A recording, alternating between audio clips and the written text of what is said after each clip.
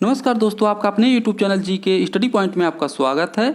अगर आप UP TGT PGT इतिहास विषय की तैयारी फ्री में करना चाहते हैं तो आप मेरे चैनल को ज़रूर से ज़रूर सब्सक्राइब करें, क्योंकि आपको मेरे चैनल के द्वारा यूपी टीजीटी पीजीटी इतिहास विषय की तैयारी फ्री में वह भी पूरा सिलेबस के अनुसार चैप्टर वाइज करवाई जाएगी। आज के इस वीडियो में सैयद वंश से संबंधित जो भी महत्वपूर्ण प्रश्न है उन सभी महत्वपूर्ण प्रश्नों को आज की इस वीडियो में आप लोगों को बताऊंगा। तो चलिए आज की इस वीडियो को शुरू करते हैं। पहला प्रश्न देखते हैं, दिल्ली सल्तनत में तुगलक वंश के अंत के बाद किस नए राजवंश की स्थापना हुई थी? जो इसका सही उत्तर है वह है सैयद वंश। अगला प्रश्न देखते हैं, सैयद वंश का संस्थापक कौन था? जो इसका सही उत्तर है वह है खिज्र खां। सैयद वंश का संस्थापक खिज्र खां था। तुगलक वंश का अंतिम शासक नासिरुद्दीन महमूद की मृत्यु के साथ ही तुगलक वंश का अंत हो गया। माना जाता है कि नासिरुद्दीन महमूद ने शासन दौलत खां लोदी को सौंप दिया। खिज्र खां ने दौलत खां लोदी को हिसार के दुर्ग में पराजित करके बंदी बना लिया और सैयद वंश की स्थापना की थी। अगला प्रश्न देखते हैं, सैयद वंश की स्थापना किस सन में हुआ था? जो इसका सही उत्तर है वह है 1414 ईस्वी में। अगला प्रश्न देखते हैं, सैयद वंश का शासनकाल कितने वर्षों तक था? जो इसका सही उत्तर है वह है 37 वर्ष तक।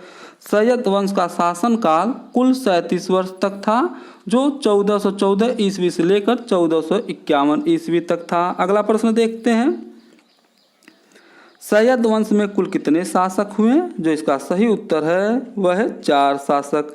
सैयद वंश में कुल 4 शासक हुए। अगला प्रश्न देखते हैं, सैयद वंश के विषय में जानकारी का एकमात्र पुस्तक कौन है? जो इसका सही उत्तर है वह है तारीख ए मुबारक शाही। अगला प्रश्न देखते हैं, दिल्ली सल्तनत में शासन करने वाला एकमात्र कौन सा राजवंश शिया वंश का था? जो इसका सही उत्तर है वह है सैयद वंश।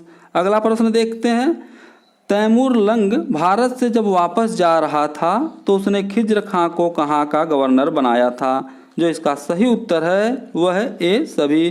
तैमूर लंग जब भारत से वापस जा रहा था तो उसने खिज्र खां को लाहौर, मुल्तान, दीपालपुर इन तीनों जगहों का गवर्नर बनाया था। इस तरह से जो इसका सही उत्तर है वह है ए सभी। अगला प्रश्न देखते हैं, खिज्र खां सुल्तान की उपाधि न धारण करके कौन सी उपाधि धारण की थी? जो इसका सही उत्तर है वह है रैयत ए आला। खिज्र खां सुल्तान की उपाधि न धारण करके रैयत ए आला की उपाधि धारण की थी। अगला प्रश्न देखते हैं, खिज्र खां किसको नियमित रूप से कर भेजा करता था? जो इसका सही उत्तर है वह है शाहरुख। खिज्र खां तैमूर के उत्तराधिकारी शाहरुख को नियमित रूप से कर भेजा करता था और स्वयं शाहरुख का सिपह सलार मानता था। अगला प्रश्न देखते हैं, खिज्र खां की मृत्यु किस सन में हुआ था? जो इसका सही उत्तर है वह है 1421 ईस्वी में। खिज्र खां की मृत्यु 20 मई 1421 ईस्वी को हो गई थी। अगला प्रश्न देखते हैं, खिज्र खां का उत्तराधिकारी कौन बना था? जो इसका सही उत्तर है वह है मुबारक शाह। खिज्र खां का उत्तराधिकारी मुबारक शाह बना था, जो खिज्र खां का पुत्र था। अगला प्रश्न देखते हैं, मुबारक शाह किस सन में दिल्ली की गद्दी पर बैठा था? जो इसका सही उत्तर है वह है 1421 ईस्वी में। अगला प्रश्न देखते हैं, मुबारक शाह ने कौन सी उपाधि धारण की थी? जो इसका सही उत्तर है वह है शाह। मुबारक शाह ने शाह की उपाधि धारण की थी। अगला प्रश्न देखते हैं, याहिया बिन अहमद सरहिंदी को किसका संरक्षण प्राप्त था? जो इसका सही उत्तर है वह है मुबारक शाह।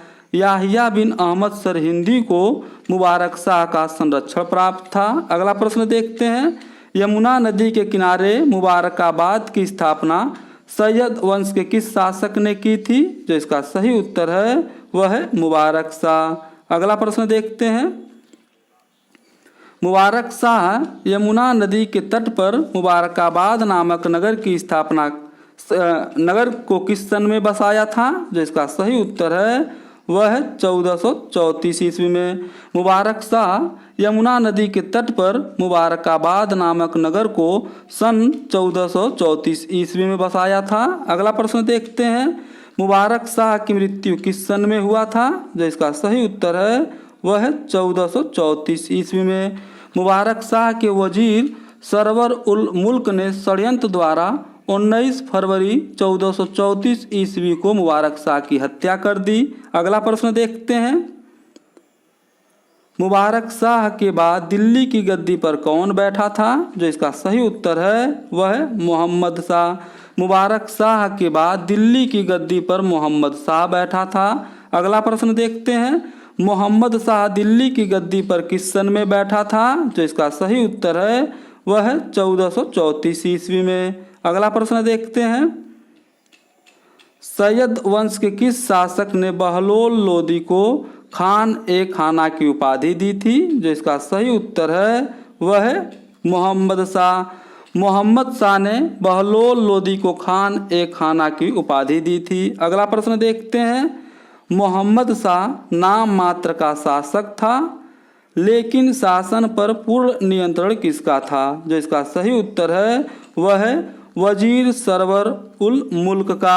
मोहम्मद शाह के शासक बनते ही वजीर सरवर उल मुल्क ने शस्त्रागार, राजकोष एवं हाथियों पर आधिपत्य कर लिया।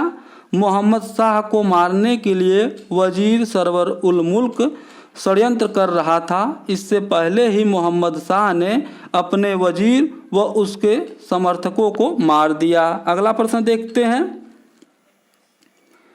वजीर सरवर उल मुल्क को मोहम्मद शाह ने मारने के बाद अपना नया वजीर किसे बनाया था? जो इसका सही उत्तर है वह है कमाल लमुल्क। अगला प्रश्न देखते हैं, सैयद वंश के किस शासक ने बहलोल लोदी को पुत्र की संज्ञा दी थी? जो इसका सही उत्तर है वह है मोहम्मद शाह। सैयद वंश के शासक मोहम्मद शाह ने बहलोल लोदी को पुत्र की संज्ञा दी थी। अगला प्रश्न देखते हैं, मोहम्मद शाह की मृत्यु किस सन में हुआ था? जो इसका सही उत्तर है वह है 1445 ईस्वी में।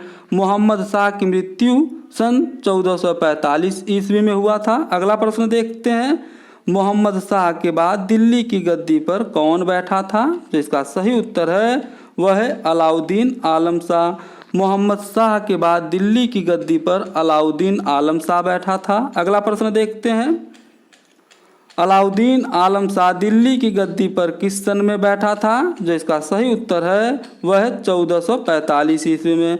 अलाउद्दीन आलम शाह दिल्ली की गद्दी पर सन 1445 ईस्वी में बैठा था। अगला प्रश्न देखते हैं, अलाउद्दीन आलम शाह ने अपने वजीर हमीर खां से झगड़कर कहाँ चला गया और मृत्यु पर्यंत वहीं पर रहा? जो इसका सही उत्तर है वह है बदायूं।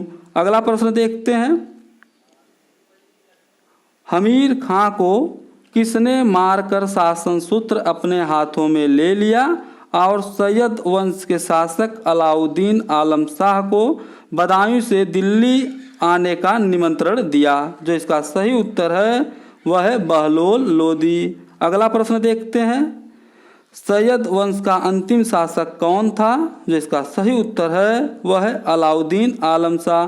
सैयद वंश का अंतिम शासक अलाउद्दीन आलम शाह था। अगला प्रश्न देखते हैं, किसका कहना था कि सैयद वंश का संस्थापक पैगंबर का वंशज था? जो इसका सही उत्तर है वह है याहिया बिन अहमद सरहिंदी।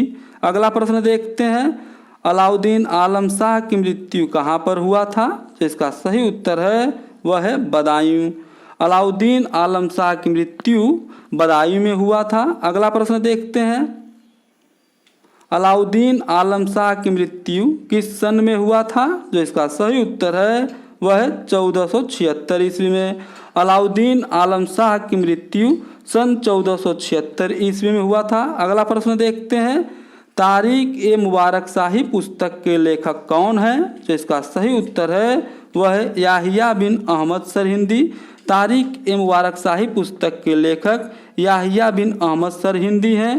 तारीख ए मुबारक शाही एकमात्र ऐसी पुस्तक है जिसके द्वारा सैयद वंश के बारे में जानकारी प्राप्त होती है।